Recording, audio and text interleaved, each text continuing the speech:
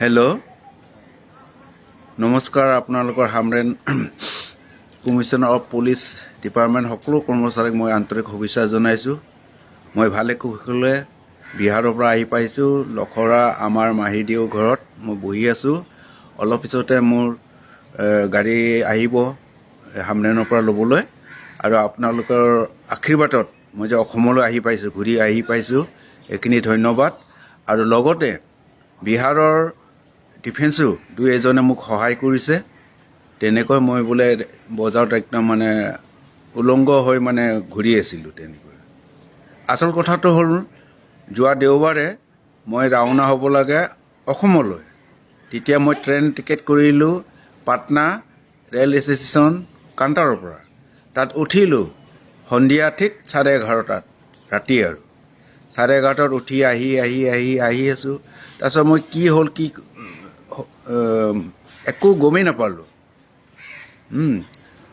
তাৰপিছতে লং পেণ্ট নাই, একো নাই তেনেকৈ। তাৰপিছতে আমাৰ বজাৰ থানা নে কি, মই ইমান লক্ষ্য নকৰিলোঁ।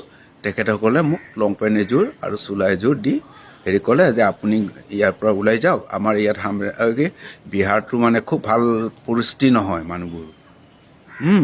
আপুনি যেনে তেনে কাৰোবাৰ লগ বন্ধুৰ পৰা পইচা ধাৰ কৰি হ'লেও আপুনি গুচি যাওক প্লিজ বুলি কৈছে। আৰু তাৰপিছতে তেখেতসকলক মই এইটোখিনি ধন্যবাদ দিলোঁ।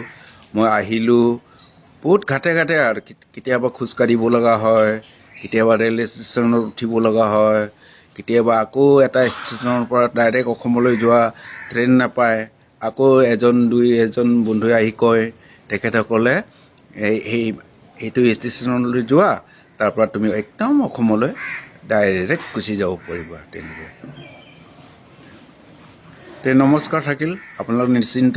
মই আকৌ আজি নহ'লে কালি মই নিজে আপোনালোকৰ থানাত আহি উপস্থিত হৈ আপোনালোকৰ দুই এষাৰ কথা পাতিম।